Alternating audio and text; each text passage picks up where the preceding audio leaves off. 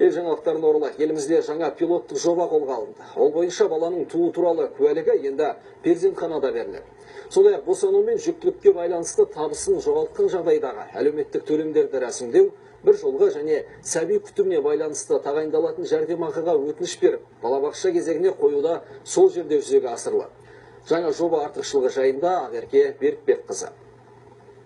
Композитті қызмет көрсету өте тиімді, яғни 4 функцияны бір мезетте жүзеге асыруға болады. Бұл ең бірінші уақытқа үнем, екіншіден үйден шықпай-ақ шаруаңызды тындырасыз. Мекеме жағалап кезек күтудің қажеті жоқ. Әсіресе жас нәрестесі бар аналар үшін өте тиімді. Перзентханада сәби дүниеге келісімен керек құжаттар бірден рәсімделеді. Осы заң қолданысқа енгеннен кейін, осы біздің облысымызда осы 3 күн жұмыс күнде туу туралы куәлік беріліп жатыр. Насихат жұмысын кеңейтуіміз қажет. Көптеген білмейтін халықтар да бар. Салтанат 4 баланың анасы. Бұған дейін құжат жинаушы мемлекеттік органдардың есігін жағалап әуреге түскен көп балалы ана тың жаңалыққа ерекше қуанды. Кішкентайының туу туралы куәлігі бірнеше күнде-ақ дайын болды. Бар жұмысымызды осы жерде бітіріп жатыр. Біз шығамыз дегенше 3 күнде барлық документімізді дайындап берді.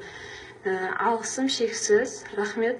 Бұрын қажетті құжаттарды дайындау үшін 2 ай уақыт кететін. Нәрестенің туу туралы куәлігі қолда, Салтанат енді жәрдемақыны тағайындау туралы ақпаратты SMS хабарлама арқылы алады.